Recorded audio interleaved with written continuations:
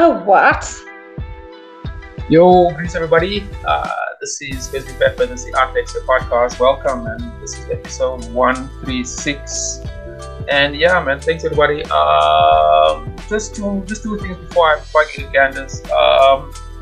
The last episode I did with Cabello, very experimental. It's the type of thing I want to do more often. And the whole thing with the shorts. Yeah, man, all this content we've been looking at, I'm looking at the stats more importantly. Yeah, we'll be doing more of that. Speaking of Mustafa, check out. And don't forget, man. Like I'm working with hold on. I'm working with Mustafa Jinadu, and we're doing Jinadu Talks Football, and it's all part of Global Sports now. So check him out on YouTube. So there's a bunch of shit there, and we're also gonna do some political-based show, which should be fun. It should be heated, because as you know, that's our thing. But anyway, so check that out. That's also on YouTube. All the links, all that shit's on my page too. Anyway, yeah, thanks Candice for bearing with me. Firstly, welcome back. We had you I think it was 2 years ago. And we just did poetry that time, so we're doing some other cool stuff this time around, so we'll do a little bit of all. But yeah, anyway, how are you doing? It's it's Wednesday night tonight.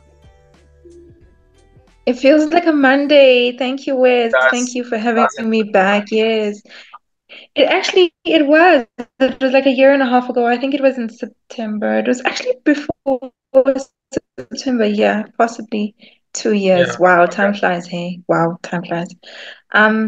Yeah, I'm good. I'm trying to mentally prepare myself for the fact that winter's coming, guys. Do you feel the mornings and the evenings getting chillier? I'm such a summer baby. I can't do it right now. It's like 40 degrees like last week.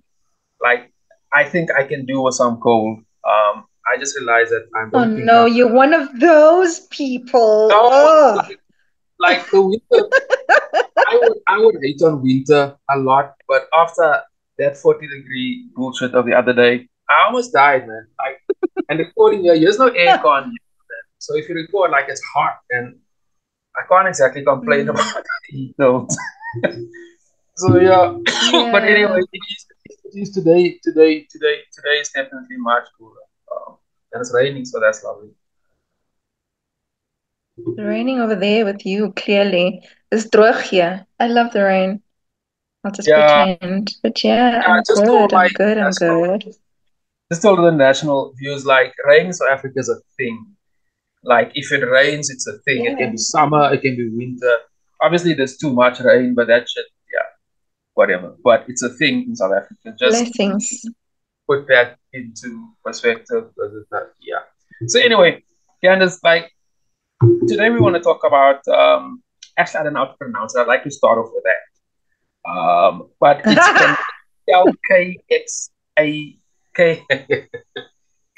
Don't forget that not the exclamation. It's that upward, not a forward slash, backward slash. It's a whole pronunciation.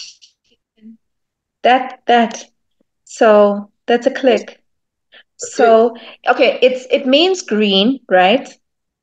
So that's what it means. And green just is all kinds of things. Earth, green. What's that stuff, guys? Green. The thing that we are all doing. Environmental awareness, that, right? Yeah, and then just also the heart chakra and all kinds of things. So there's just, green, we can unpack green. But the way you pronounce it is Xam. So the click starts at the front of your mouth, but then it ends at the back. Xam. So yeah, that's from one of our plenty Kxam languages that are not one of the 11 official languages in the country. I mean, guys, and then they want to add sign language. And I'm like, the percentage of people who speak sign language in the country are drastically lower than the number of people who speak Xam and Khoe languages in the country. Can we please, can someone maybe just put their hands up for us before we start going out there, But yeah. That's an interesting point. So it's pronounced Xam. Yeah, Yeah, yeah, yeah, I man. sometimes It's pronounce wild it. out here. I butchered a few names on this platform, so I'm not gonna go there. So that's how that's how we pronounce it. So I Okay. mean, you guys, one of the stuff that likes to is pardon the dogs. Man, I forgot. Anyway, you'll be fine. I was Uh-huh. gonna say one of the stuff that jumped up to me and like I want to talk about it and is like how you guys are sort of preserving or documenting the entire Khoi culture. So, just to some of my listeners, like that's something I actually feel pretty strongly about. I spoke to a brother based in Masil in Lesotho actually last year again, a dope cat man, and he's doing a similar type thing in that part of the world. Like he's working on some crazy ass product, and he's crazy dude as well. He's a funny dude. I like it. And Mhm. I thought that was like really fucking cool. And I also aware Yeah. of the fact that the Khoi languages, in terms of the not many. I know there's a university in Namibia and also at UCT, but there's not many universities or people that are sort of documented the language. So that's a Bursa gray area. So yeah, tell us a little bit about that. Okay. Yeah, firstly, I think you should link me with your guy in Lesotho. I'm just Yeah, feeling like such a pull to collaborate with people lately, So I'm grateful again for this opportunity, this platform, because I've just feeling like I don't want to work alone. I really want to just do so much more, and we can do so much more together. So I'd love to link up with him and do some cool stuff. But yeah, so our company does we research, we create, we promote and distribute Xam and Khoe, art, culture, heritage, agriculture, ways of being, modes of healing with the use of new media, right? But this all came as a result of my own ancestral journey, trying to figure out who I am because I didn't even know. My family, no one in my family told me, like, look, this is who we are, this is the blood that we have, this is our lineage. And it came to me in dreams. I've had elder ancestors come to me in dreams, and I've had people, prophets, walk up to me and tell me, "There's a little man that walks around with you, like an old man. He's one of those," and I'm like, okay, guys. So I connected the dots, and the more you look into it, and you realize how we are being told that we are extinct. Like, we had this panel discussion at the Human Rights Festival at come on. Constitution Hill on the 21st, right? And the title that I called that panel discussion was Premature Autopsies, which is the name of a jazz song on one of my favorite albums also, but that's a whole other long story. But myself, I'm like, you're telling me I don't exist. You're telling me the people I speak to don't exist. You're telling me the languages we speak are don't exist. I'm like, I don't understand. What the hell, bro? Like, I'm waking up in the grave and I'm like, this is crazy.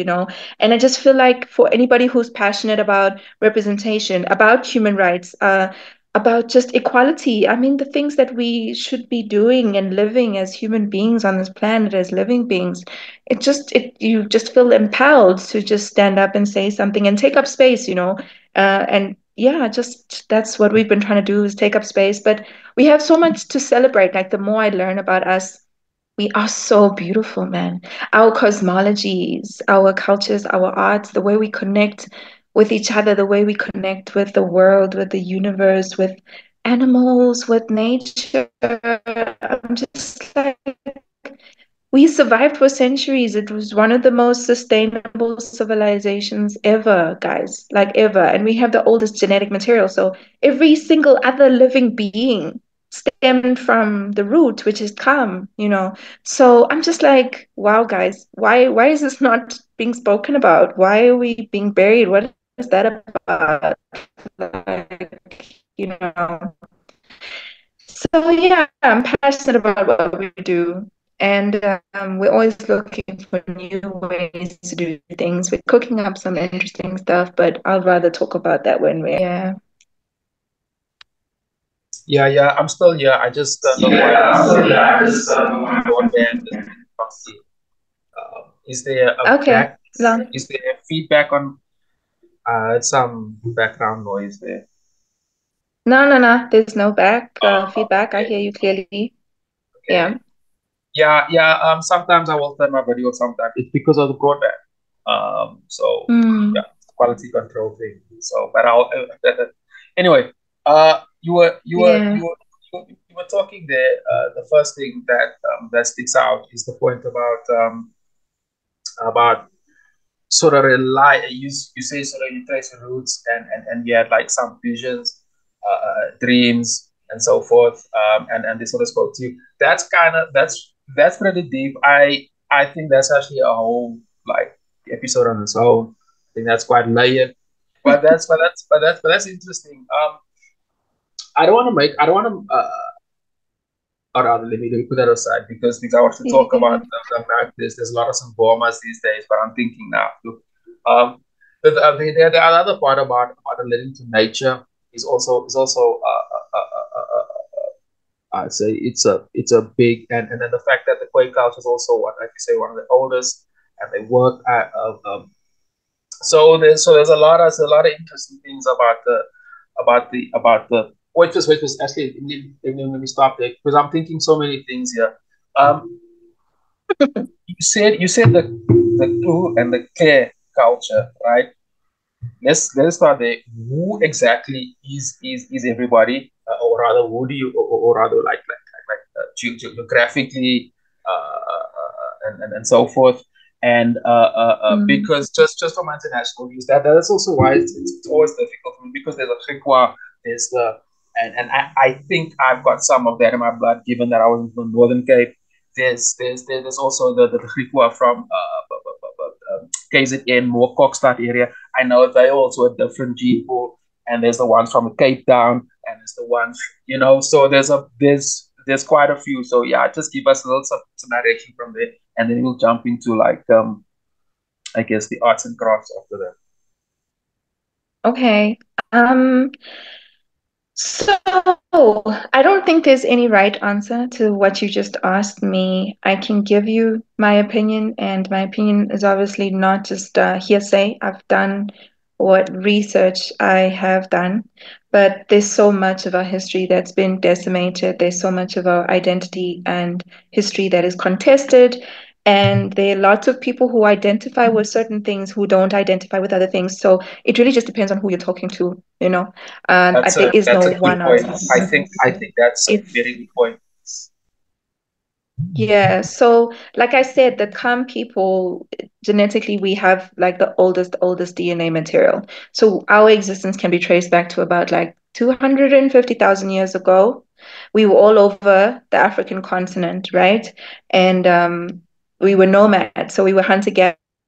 We would move with the seasons, we'd move with the water, we'd move with the herds. We hunted animals and then later on, you get your queer people.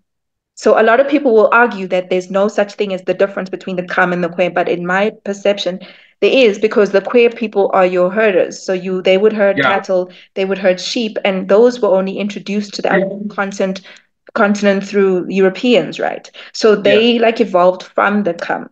The queer people evolved from the Kham. So I'm the old gogo, the old school, And then so yeah, you have different people that then evolved in different places. You have different people who have different spirit animals, if you can call it that. So you'll have tribes, like you'll have your Eland tribe, you'll have your lion people, you'll have your um all kinds of things. So different tribes were named like that. Griqua is a bit of a controversial term because if you look into it, it's like they define Griqua people as your indigenous people or First Nation people that are a mix with European people. yeah, But there was a whole like army, you can say, of Griqua people who were given horses, given guns and were then recruited to become part of like the colonial Yeah. expansion, right? So a lot of Yeah. Griqua people also responsible for the genocide against Kham people, like my people. So there was like a lot of infighting, right? A lot of Korana, for instance, allegedly were also part of the genocide against Kham people. So we were kind of weaponized and used against each other. But like this is what I love about Kham people. Like the first Nation is like we were egalitarian. It was like equality, right? So we didn't have hierarchical structures. We didn't have leadership structures. Everybody knew their role. It was organic. Society just kind of flowed and everybody just did what they needed to do. Like the men hunted, the women gathered, and Yeah, then man. people did stuff. There was no chief, there was no king, there was no queen. And so this business now of separation, and everybody's just trying so hard to be who they are, to the extent that they're doing it to the exclusion of somebody else. And I think if you really go back to the beginning, it was we were all one, we were all the same, we were all equal, we were connected, like with spirit, with nature, with earth, with planets, with ourselves, with each other, like I said. So if we can just go back to that, then I feel like there would be no reason for us to be, divide and conquer. Same thing, apartheid happening all over again, except this time we're doing it to ourselves and each other. No one has to stand there and legislate it anymore because our minds are just set. So I guess it depends on who you're asking. So Yeah. yeah, but we are considered to be the First Nation people. Some people call us indigenous people, but that also is a bit of a contested term because, there are lots of people who originated from Africa, just at different stages. So, we all kind of indigenous, if you call it. But, Yeah. I think I prefer First Nation. But even that is also like tricky ground. It's Yeah, tricky yeah, yeah. ground. But I think You can't science. win with a name calling. Like even the word color, you can't win. Like I've just accepted that. There's certain things that you just Mm, can't win. So I think but I get you. Actually, mm. I do want to ask us, how did you find out that this is, the queer culture is your lineage? Is there a test? Is there how? Yeah. What? Okay, so first, yeah, I think Wits University does a test, right? So there's Yeah. at the Origin Center, or no, Yeah. I don't think they do it anymore, but they refer you to people who do. So there's a particular type of genetic makeup or Yeah. strand or whatever it is that they're able to test, and they're able to tell you are like 23.9% whatever Haitian or whatever, and then they'll be able to tell you from that perspective, right? But I didn't do that. I haven't done that. I want to do that because I know I have such a diverse ancestry because, yeah, I just have people from all over, like Britain, Germany, there's Zulu Same blood here. as well. Yeah, so I really want to get to like, the core of it. But like I said, it's how I discovered personally is definitely through dreams. So it was a guy who'd show up in this little leather G-string and he was always kneeling and he'd never say anything. And then he'd be handing me certain things. Like the one time he was just holding a drum, and the other time he was holding like a medicine bag that he was giving me. And then there was one time, most recently, like 2 months ago, he showed up and he's like, I want to give you medicine. And I was like, okay, cool. And I said thank you. And I remember feeling so humiliated in the dream that I couldn't say thank you in my own Kham language. Like here I am sounding like this little snob, like thank you in English. Anyway, so I got down on my knees in front of him and I closed my eyes. And then he didn't give me the medicine orally, right? So he touched the base of my spine. And then he activated like an energy surge that went from the base of my spine through the crown of my head. And Yeah. then I even started like shouting in the dream because it was so powerful. And then like a fly landed on my arm and I woke up in real life. And then there was also another dream where I was given a specific name of people that I need to contact, which I'm learning is my people. So it's like your also the pronunciation, I don't know, but I've been pronouncing it as Jutquansi, but apparently it's Chauncey, and sometimes people say Jutquas. So these are like people closer to Namibia. So less South African, more Namibian. So I'm getting closer to unpacking that part. But same come, Would be interesting. same. There's like a It's very interesting. It's wild. Yeah, It's so it wild. is. Yeah.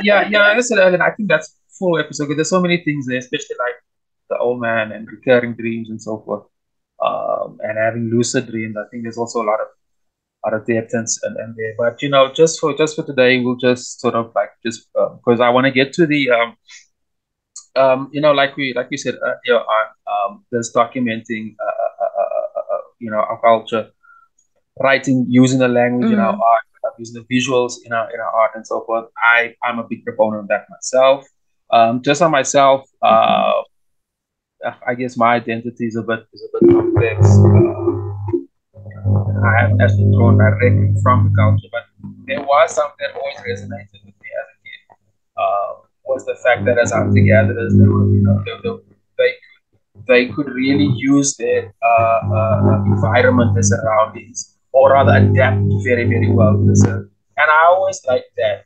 And the fact that we're very good storytellers. Like, and for me personally, the arts, mm, because the arts is what it is, you have to adapt, brah. I would like to mm. believe I got that, from that, and maybe the open storytelling. Not that I'm a storyteller, but I appreciate stories, and maybe like this platform. Well,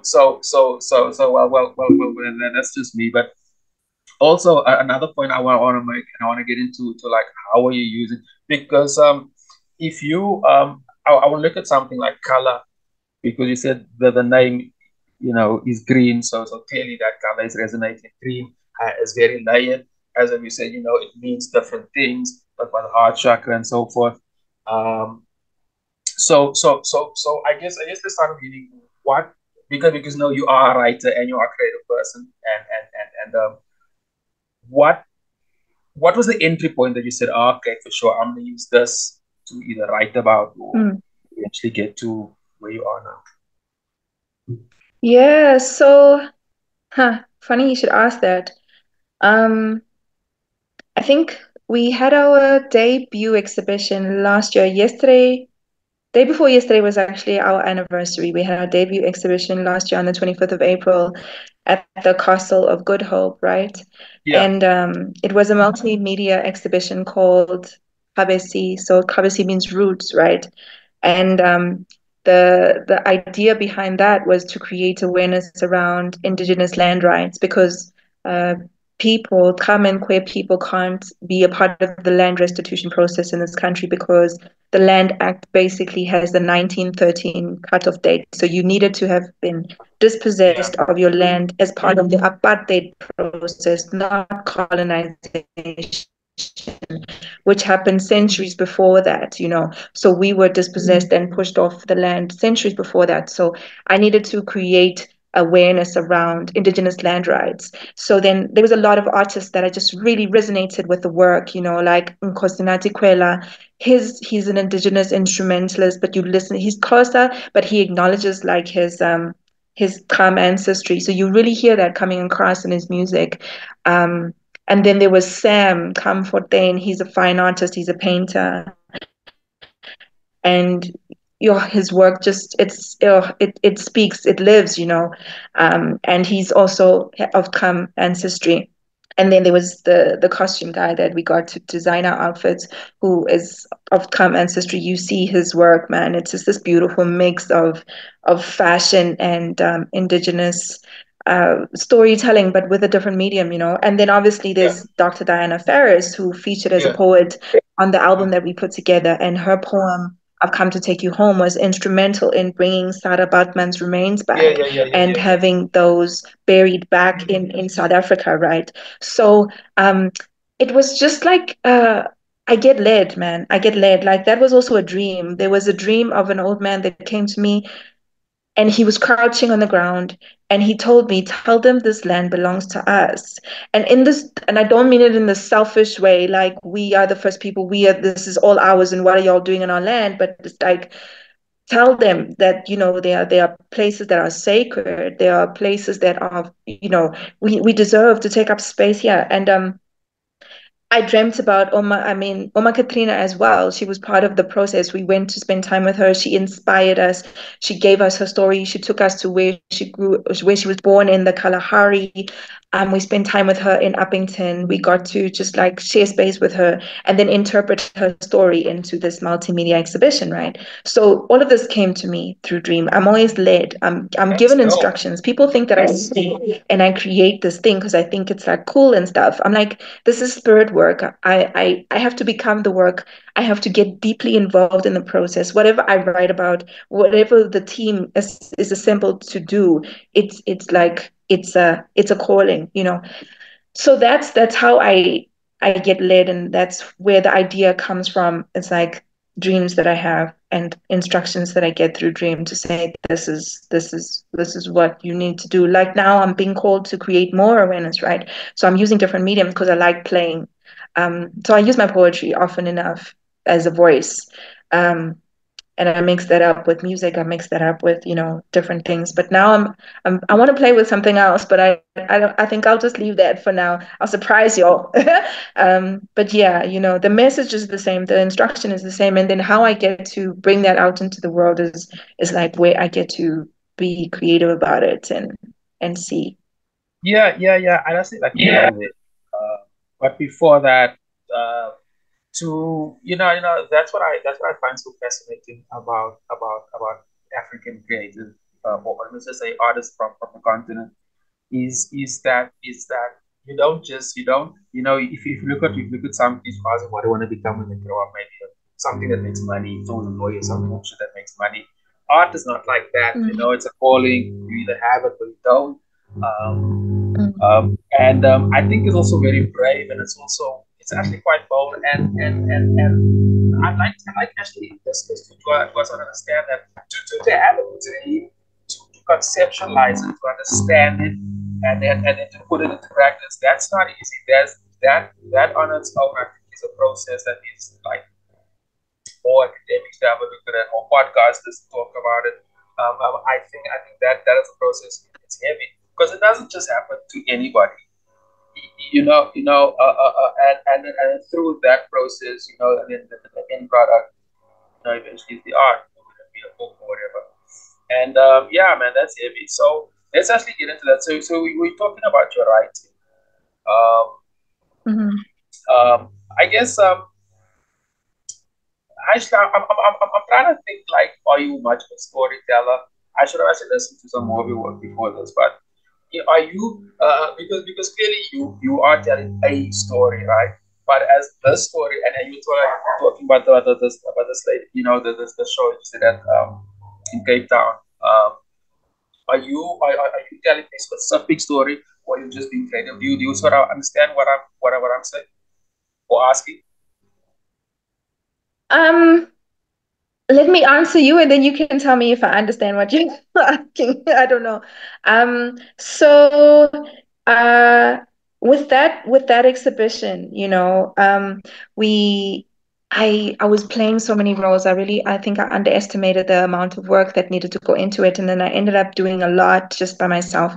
And I was unable to step into that space as a creative. I was being my director. I was being a manager. I was being a somebody, Yeah, I was just doing something. stuff, Yeah, yeah. and yeah, so by the time I sat down to actually write, because my poetry is featured on the album and featured in the project, I needed to, first of all, I tried to pay attention to the moments that stood out to me, the parts that touched me. So a lot of the work just speaks to stuff that I was trying to capture and immortalize that nobody else will understand from the outside. They may think I'm just trying to play with a certain visual image, but I was trying to immortalize the experience. But then I sit, and it was trying to be as quiet as possible so that I could just listen to the story that's trying to tell itself through me. So it's just like I'm not trying to tell a particular story. My role is to let the story that already exists be told through me with as little interference as possible. That's Um, dope. so it hurts. It hurts. I find myself crying so much because there's a lot of trauma, there's a lot of pain, there's a lot of loss, there's a lot of death, there's a lot of not acknowledging, there's a lot of genocide, like we were killed for hundreds of years. we're still being killed. No one is telling, no one's acknowledging us. So it's so painful. It's so painful. And then you look at what's being lost, man. Like I did some research, beautiful, beautiful, beautiful, beautiful research on this concept that I'm trying to launch, right? So they talk about the cosmology of this particular tribe, right? So the Jutquas that I'm saying that I stem from, because I was told who I am, like I saw it black and white in the dream. And so according to them, there's the first creation. So if you imagine what people consider to be whether God, or if you look at it from a quantum physics perspective, like pure potential, or like the law of attraction, it's like the universe, whatever word you want to put on it. Before creation, there was this pure something, timeless, spaceless, formless thing. And so that they call that the first creation, right? But they call it like God. And then there's the second creation, which is this, which is everything that exists, right? So the second creation is where the first creation creates everything, but everything in the second creation is a manifestation, an expression of the first creation. So this is just like, oh God, just plain. And then they use the terminology of the trickster. So trickster being like a shapeshifter, right? So if you look at how the world is, you look at people, you look at animals, you look at everything that exists, there's only one of it, and things are constantly changing, things are always evolving. So it's like this game that like God is playing and shaped like, so then they have these rituals, right? Because power, creation, healing, all kinds of things exist in the first creation. So a lot of the rituals and ceremonies that we engage in, like the healing dance, storytelling is one of them basically. And also the rites of passages is the way you tap into the first creation and then distill that into things in the second creation. So it's this dance that we're constantly doing, tapping into heaven and bringing down those gifts, tapping into, and I'm just like, oh my God, guys, why are y'all trying to kill us? What are you trying to kill us for? Netflix, like, you don't understand the gems. You don't understand it. I'm just like, it's so beautiful, man. It's so poetic. Like, the stories are already there. It's like a way in which you actually, the way you emote, the way you present is a way you get to take that divine energy from yourself and travel. The story then becomes a medium through which this holy divine essence gets transmitted to the story, the people hear it, right? But the point is never to get stuck to a particular story. So every time you tell a story, you have to tell it with a different, because that's how you tap into the mystery, the changing, the trickster, the it's just so wild. I'm just like, this is why they never wrote anything down. Wow, that's There's actually a quite a lot. profound point. That point you left there, threw me off. That's actually quite poignant because that's why that shit. Uh, I was, yeah, that point was like threw me off. Yeah, man, you talking on all these layers. That must be really difficult just to understand, let alone still conceptualize it.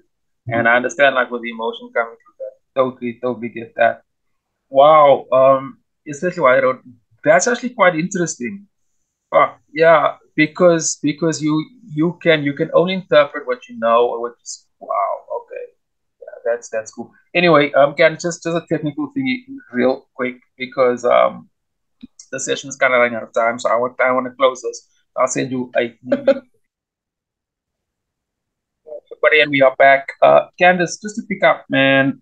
Before that break, so you're talking about the first creation, the second creation, so how they interact. I think just understanding that that also takes it. I think that's a whole separate chapter. I think on its own, just analysis because dreams are open to interpretation, right? And I mean, religion. Personally, I grew up as a Christian, and like that's why I became agnostic because I don't subscribe to that type of. Because one of the many reasons is that there'll be these stories of some dude that goes somewhere and he has a dream, and it's open to interpretation. With my point, I just wanted to poke fun at Christianity as that. And Yeah. so how you interpreting the dreams is Interpreting. so like just a few, this is like weird questions. So clearly you dream in color, correct? So is there like I would say I say not a majority color, but is there a color that it sort of repeats itself, or word or a phrase or a texture or something, or basically is there something recurring that whenever you see that in the dreamscape? Yeah, in the dream. Okay, so firstly, you're speaking about the generic understanding of dreams, right? I have different types of dreams, and I can tell the difference between a dream and if I receive visions in my sleep. Now, Okay, so there's what's the there's difference? times where there is a difference. So there's I can tell the type of content that I'm filling myself with. If I've been having a day where I'm working and working and working, then I'll generally just have a type of dream that just feels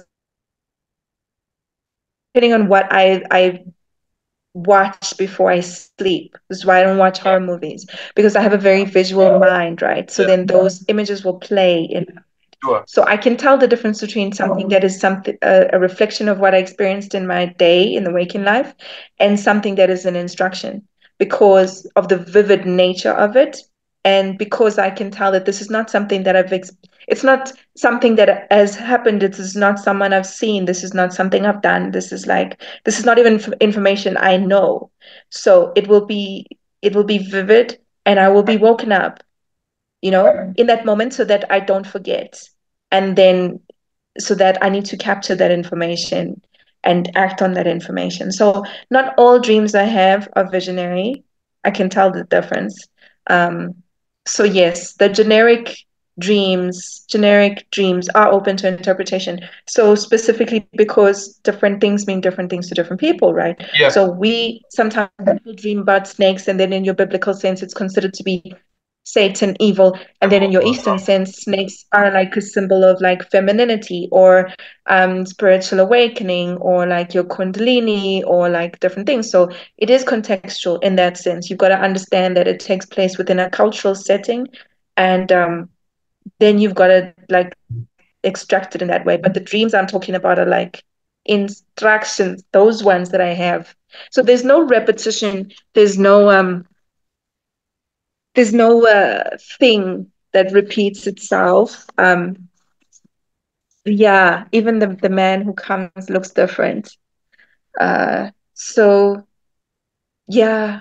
I interesting. don't have like a recurring, I've never had a recurring dream. I think I used to when I was younger. I used to have one of those, I have always I thinking have like you're I have falling. recurring dreams all the time. My What? I have them consistent. So in fact, it's so consistent that I have one of three locations that it always takes place in. They are they are also very similar in terms of its yeah, it's messed up. It's messed up. It So sounds I like something you, okay. This is an sometimes off-air conversation. yeah, I think I so. mean, I my think so. response to it is an off-air conversation. Okay, That's what I'm okay, saying. okay, okay. So let's just put that. Yeah, But yeah, yeah, yeah. That I will need to tell you. I do, and just to finish the last point, they I have lucid dreams, man, and sometimes it actually gets physical. Years back, not so much now. I don't know why. I used to get Mm. muscle, the your muscles twist, specifically like in on my legs, which was weird because I'd wake up with like I was running or something. Yeah. Anyway, so I just yeah. So that's a it's an off air thing. Um, just another thing Yeah. about so yeah, you have a dream. Just to get back to the processes, right? So yeah, you have a Hmm. dream. This is how you understand it. Okay, so you were a writer at birth, so you go out and you eventually write. Sort of what I picked up earlier on, or rather what I want to get to earlier on is that and I'm gonna use myself as an example. I'm always trying to tell a specific story when I'm making any form of art, illustrations, whatever. There's always a beginning, a middle, and the end. And so in interpreting these, is there such a process there, or is it just I don't know, like you're an MC and you're just writing rhymes and there's some fluidity somewhere, there's some structure somewhere, but you get what I'm asking. So, The message comes through. I don't always understand exactly what it means. Sometimes I misinterpret it, like, but I always get to the bottom of it, right? So, I had a dream last week, and in the dream, I was with Sam.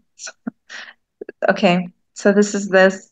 I kept having recurring dreams, not the same dream, but he kept showing up in my dreams. And in the dream, I'm telling him that it reminds me what, like the cloth that I'm working with in the dream, it reminds me of a name that I was given, right? So in the dream, I don't mention the name, I mention the meaning of the name. So the meaning of the name is water that burns, boiling water, water that behaves as though it's fire. So I'm like, that is interesting. Strange, but Yeah. interesting. So then I start researching very, very randomly. Very randomly, I'm researching a word, and this word I look it up and it refers to, like, I don't want to make it look like there's a universal thing happening. Everybody has different names for it. But, like we call it Moya, and then your Chinese people call it Chi. And some people just refer to like an underlying energy or an underlying Yeah. life force that's behind Yeah. everything, right? So this word was referring to like a come kind of understanding of this underlying energy. And when it gets activated during the healing dance that they do around the fire, it is described as though you're heating that energy up into the bases in your stomach, you're heating it up, and it's like water. And when that water boils and it gets heated, that's when it like kind of ascends, and that's when you're able to enter into the state of trance that's required for you to do the healing from, right? So this concept that I'm working on, that is at the core of it. That process, that energy is at the core of the story that I needed to tell. And it is only in researching this thing that I was trying to make sense of in the dream that led me to the story that I had to tell. And this thing literally just wrote itself. And I was like, oh, okay, So sometimes the instructions are not like, listen, this is the brief. We need you to, this is the main character. And then this is like, the character arc and the plot twists and whatever. But the story just pours itself out. And then that's just what it is. Very cool. That's how it gets there. Yeah, just another thing about the writing itself. So you're writing in poetry, right? In a poetry form, or is it just or is it like is it a different form outside of poetry? Sorry. This is a completely new, different medium. I've never dealt with this. I've never dabbled with it. It's completely, absolutely new. So when it's birthed and it's tangible, then I will share that with you. But no, this is not poetry. It might be poetic if I pull it Yeah. Okay. off, but Okay. It's not. It's not. It's not. Okay.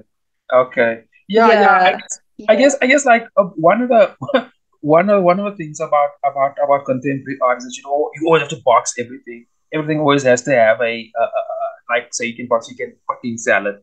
So sometimes, and I totally get it. Sometimes you make something just for the sake of creating. It doesn't always have to have. But yeah. Anyway. Okay, so that Mhm. so once it's on the page, do you have a traditional editing process, or that's the yeah. Editing, guys, I don't edit. I don't understand what editing is. I suck at editing. I've never edited. I've never had my stuff edited by someone. Like, I can't comment on that. I'm completely unqualified to comment on that. Like, That's crazy. I oh know no, I editing. know I can't. I writers can't. who probably spend more time editing than they write. Overwhelmingly That's what more people time. say, right? Hmm. That's what people say. I've never been able to identify with that. I'm just like, oh my God, no. The You only know thing what I edit you know for what is I do is repetition. I don't like. yeah. Mhm. I don't like to revisit anything I don't like. For example, even this episode, I'll produce it and stuff, and there's a technical thing you do, but after that, it's done. It's like a conversation. I even in my art, I feel like if I keep going back, it drives me crazy. The longest I've ever worked on a piece was probably about a year, and it drove me fucking crazy. like I initially hated the artwork because I keep seeing something different and it annoys me. I'm not a visual. Like if I see a pattern anywhere or I see something over and over and over and over again, like it's eternal. So I get that. I totally, Mm, as I said, I know many people mm, get it, bro. Like that's their thing. yeah, yeah. No, Yeah, it's yeah, not my thing. different It's strokes for not my different thing. folks. Yeah. There are Yeah, some times where I come across poems and I'm like, had I edited this, this wouldn't have happened. But just some silly things, like sometimes I realize like a typo, or like yeah, like, yeah, strange things, but not like edit the whole thing. Like, no, so it comes out correction. and it does its whole, no, no, no, no. It Yeah, comes out it's as itself, and then I'm just like, oh, I spelled, like, a homophone or something. So yeah, sometimes I'll spell there as there, that type of thing. yeah. Something simple, something Well, okay, stupid. that Then I'm is. like, oh, I could have edited that. You know what I mean? Like, I could have, but nothing beyond that. No, I'm not an editing fan. I Uh, can't do uh, it. just last point on editing. I said I know. In as an art student, back in the day when we were done, and all the students would sit in a room or in a studio, and you put the you put the work, and each guy will go through it. Sort of maybe that's a form of editing this. They change this, bring this back, and so on and so on. Mm, As a lighty, I yeah, used to love that type of thing. 'Cause I felt I could throw it as hell and I hate it. I, I, I, I, yeah, I yeah. don't like what I. Anyway, it's a technical thing, but yeah, I always feel like there's a limited amount of art that feedback you should get. I think social media has killed that. Everyone is an art critic. So yeah, man. Yeah. It's wild. I mean, I have a book of poetry that I've been threatening to publish for forever. I mean, um, Don Montero, when he was alive, God bless his soul, when he even edited my work, guys, the man has passed. The book is still there hiding. So anyway, I had a publishing house that was looking at my manuscript, and this guy tried to edit my work. Hey, I'm like, listen, these are my babies, these are my children. You're telling me to have an abortion right now. What are you saying? And he was like, he couldn't. He's like, I refuse to publish this book. You are uneditable. Do just publish it yourself then, just do it Uneditable. independently. What does that Yeah, he even was mean? like, you're uneditable. Like, I can't, you just, what am I here for? You just know. So then I was like, yeah, fine, cool, I will. But I think I'm a perfectionist, right? And I'm very critical of myself. People see the side of me that they think I'm critical towards them. They don't realize it's just I'm critical in general. So, especially when it comes to my art, I try to play with it as much as possible. I try to enjoy it as much as possible. I try to have it be as spontaneous as possible. So I feel like editing is trying to say we are working towards perfection. There's a level of perfection. I'm more concerned with process than I'm concerned with outcome. I'm like, did I enjoy doing this? Is it something I'm passionate about? Did I love what I just did? Did I enjoy the moment capturing like something that I was trying to give expression to? Then I'm happy. Then the job is done. You can't edit process. You can't tell me that I didn't gain enough love or satisfaction or joy, or the piece is not going to resonate in a certain way when a certain audience member. You can't do that. You can't edit that. So I'm just like, I put my soul into something, I put my heart into something, and I let it go. That's it. I like Like, that. I'm very similar there. I totally agree with you. Curating is also another thing that I think it's somebody in some invisible place came up with the idea that this and that means it can sell. At the end of the day, all that stuff is around sales. One of the cool things that I discovered with this platform is I interviewed a few not interviewed. I spoke to her name is Kimberly Anderson. She's also a colored writer, who's also very conscious about her identity, and so writes about that. I mean, like her her process in getting her work out there was so what was different to everybody, man. Like she didn't go the traditional means. She ended up being published by some maybe in the States that I mean how they packaged that. I was but critical of that. But anyway, I get what they're saying. So my point is that that these editing house editors, so sorry, is all trying to sell. And if you look at the numbers aren't even that impressive. So if you keep over editing, it doesn't mean if I over whatever, it's gonna sell more because at the end of the day, the writer needs to eat. And I find there's a bit of Well, a I think there detachment. is. Yeah, I mean, I think there is a formula, right? That's exactly why people are enjoying the level of success that they do, is because they've tapped into a formula. So it depends on your medium, on your genre, and people understand that there's a certain level of, because the audience is trained to enjoy a certain thing because they've been listening to it forever. So, it's like you just tap into doing that if that's your thing. I don't feel like there's a level of creativity to that. So it's easy enough if you want to edit it from that perspective to say, if you want to get this level of whatever, then you do that and you get there. You know what I mean? I think, yeah, that's fine, but that's not where I'm headed. But you said something and it just like, sorry, it like shifted my train of thought. And you said that she is also a colored. And I was like, you know, I this is another point, and that we had when we're having the discussion at the Human Rights Festival, where I was like, people understand that the whole idea of colored came in the 1950s as a result of Yeah, apartheid absolutely. giving a group of people this label, right? And I have ancestry. So all the people, the First Nation people, all the indigenous people got stripped of their identities, history, heritage, and got lumped in this thing called colored, right? So then one of the panelists, his sister had done her master's thesis on like defending the colored identity. And I'm like, cool, I get it. There are people out there who identify as colored. I'm like, when you say I identify as colored, identify refers to identity. And identity means a set of characteristics that make up a person, whether it's a set of values, whether it's a set of cultural practices, whether it's your history, whether it's your heritage, it forms your identity.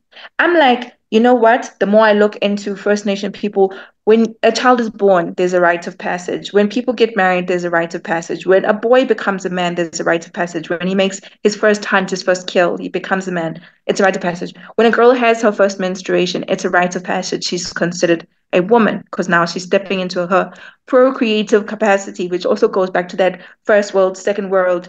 I mean, first creation, second creation, because menstrual blood is supposed to be charged with that energy that comes from second, like first creation. So it goes, and then you have the whole. I was saying how we invented democracy because of that whole like egalitarian society where everybody's equal. So equality, family values, it's like all these things that I can tell you that makes up an identity. Now, when you tell me, not you, when people tell me I am a proud colored, I identify as colored, I'm like, what does that mean? What does that Yeah, say about your history? yeah, You yeah, get people who celebrate Tweede Nuwe Jaar. Like that is a cultural celebration. That is the only day that the brown slaves got off in a year. You're telling me that your heritage is is and the black rooted in slaves as slavery? well. I'm just like, my God, I don't understand if like really unpack the philosophical and the logical, like from a reason, like be rigorous about your reasoning when you say that I am colored and I identify as it. What identity is colored? What identity is colored? What? No, nowhere else in the world does it exist. Yes, Americans they call it colored, but it's not even the way we understand it. They have this one drop rule. Like if someone has a drop of non-white, whatever that means, um, blood, then they are colored. And they're black people are colored. Do you understand? So like nowhere else in the world exists. And race is not a biological fact. It is a social construct. It's something we as humans decided to get together and just do dumb things with, like separate ourselves and each other. So I'm like, I don't identify as with race, whether colored, black or white or any kind of race, I identify as nationality. But even that, you can break it down even further, is like we didn't have borders before. We didn't have countries before. We were just people. We were just, nations. Yes, we had clans, we had tribes, we had identifying characteristics, but we didn't have these walls between us. So I identify with nationality because it tells you something. Nationality. If a person says, yeah, if someone says I'm Zulu, you know, okay, you probably speak Zulu. This is probably where you come from. These are probably your practices. These are probably your values. You can figure it out. But if you come and you tell me you're black, I'm like, so what does that mean? I see What your point. identity is that? You know what I mean? Like white, there are Europeans, there are Germans, there's all kinds of so-called white people. What is white supposed to tell me? Like, I hate. Yo, it's such a sore spot for me. Yeah, I can tell. It's such a sore spot for me. But rightfully so, because I agree with everything you say, and I agree with the fact that, I mean, I also think that it's a disgusting word. I unfortunately don't, because I need to make a living, and you fill in forms and shit like that. You have to sign. Mm, It's actually quite difficult, mm, given that is 2024. You still get that thing all it's over, in wild. fact, especially in business and things like that. I was Mm, Yeah, yeah, it's a sore point for me too. Just a point on that. You know what I speak to multiple artists, and with every colored person, there is some point, and I'm talking artists, creators, and so forth. At some point in their career, they have a body of work which I deals with identity, and it's all different. mm. I've I've had the privilege of seeing and reading and consuming quite a few in my time, and it's all different. And it's so personal. It's such a sore point. I don't think, yeah, it's a sore point, and the people react with different, and some people can get pretty It's wild. I heated. mean, you look at so one of the things this lady, after we had our panel discussion, she had actually come from El Dorado Park with a chief. He's an indigenous chief who is doing his best to conscientize people in El Dorado Park about who we actually are, where we actually come Mhm. from. Um, and she was saying how when we were enslaved, we were paid in alcohol, and that's where the whole idea of The top. Hottentot came from, right? Is like 10 tots, 10 Oh, tots, really? and yeah, yeah, yeah, hot Wow, I didn't know 10 that. tots, and paid in alcohol. And she was referring to, if you Ah, look at so-called colored people, is like ah, these communities, whether you talk about El Dorado Park or the Cape Flats, which is like the gangster capital of the uh, world, uh, is uh, like high levels of gangsterism, high levels of alcoholism. And she's referring to alcoholism as a generational curse. I'm like, oh my, what? But like, you don't even have to get into the spiritual depth of it. It's just a fact. Like, you just look and you like, it's just crazy. High rates of GBV, like high rates of like just the social ills are just insurmountably toxic. And I think it stems from the fact that we don't know who we are. We don't know where we come from. We don't know our I history. agree. We don't know our I agree with you heritage. fully.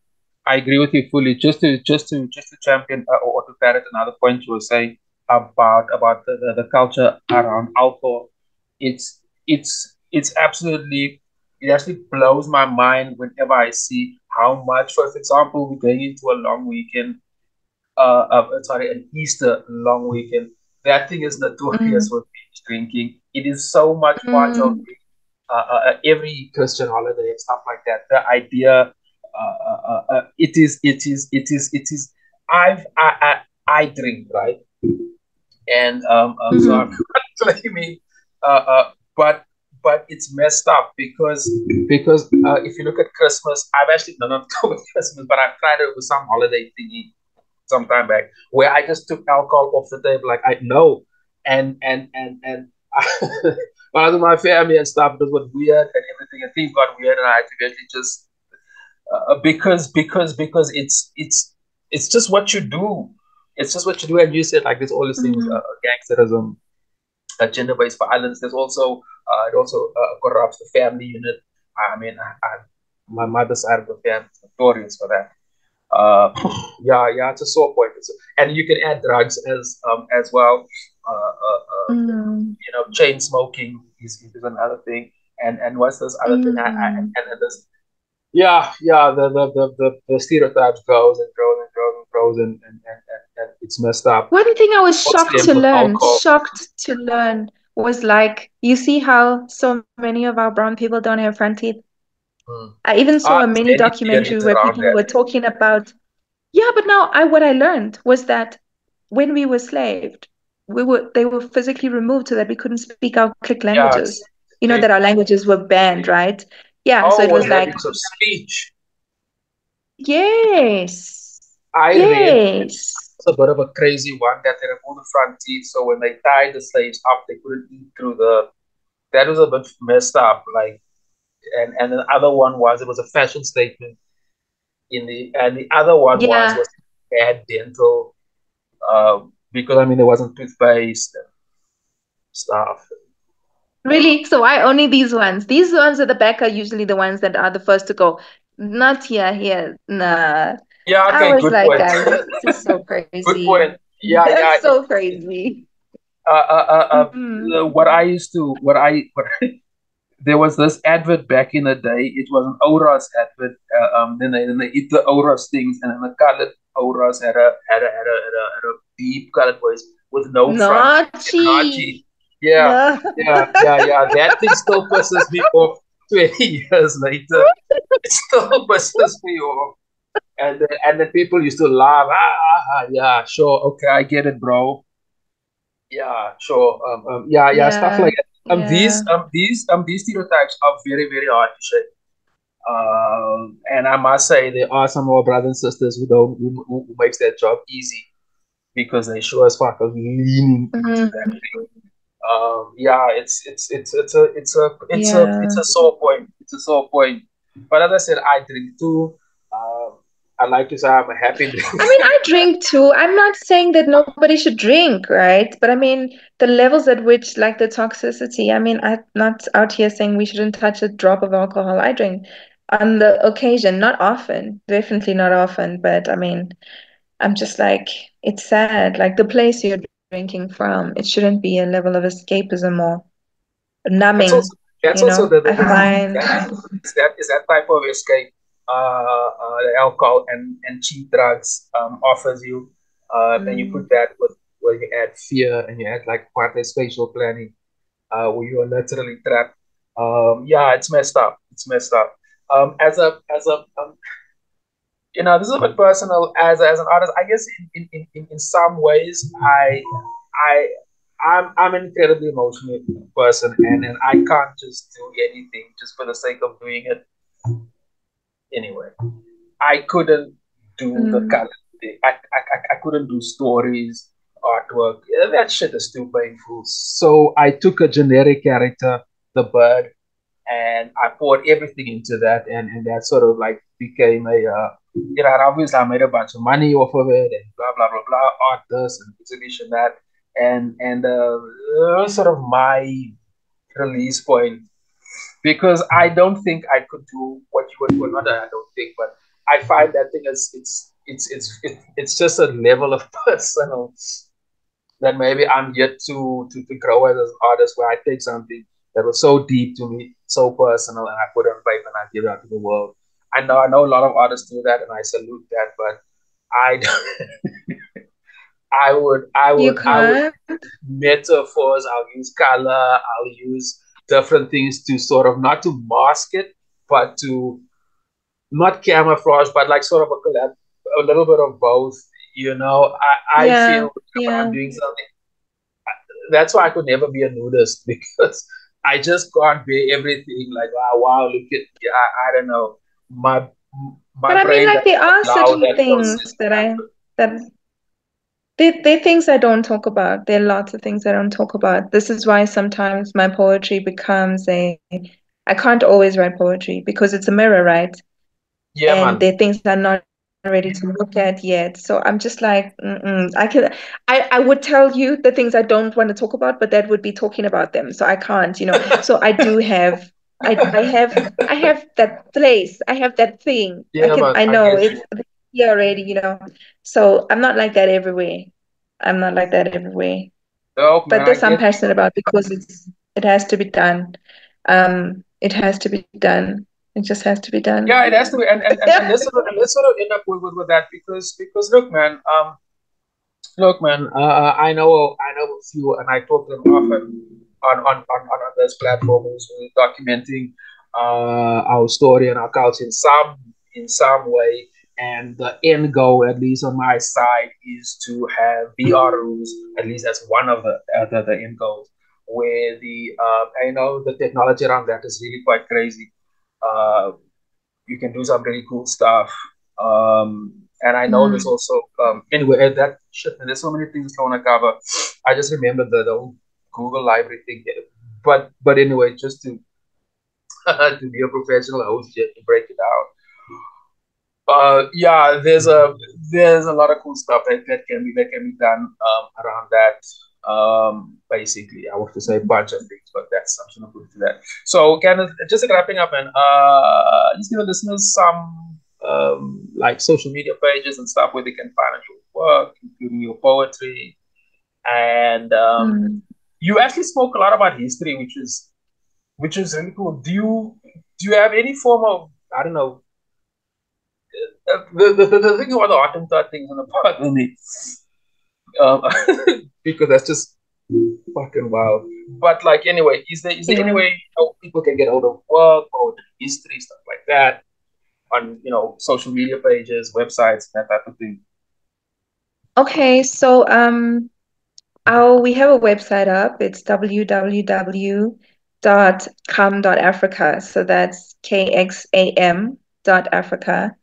And then all our social media pages are there. So it's our Instagram, our Facebook, our TikTok. Um, yeah, so we are everywhere. And everybody's welcome to hit me up about if there's any particular thing that they want to know about. We don't I want to kind of I realized that when I was talking to you earlier, after our panel discussion at the Human Rights Festival, we realized that that was just like a too small a platform. There's just so much that needs to be said. There's so much that needs to be unpacked. So I want to get around creating dialogue, you know. So I'm still in the process of conceptualizing that. But in terms of historical content that we put out, no, not necessarily.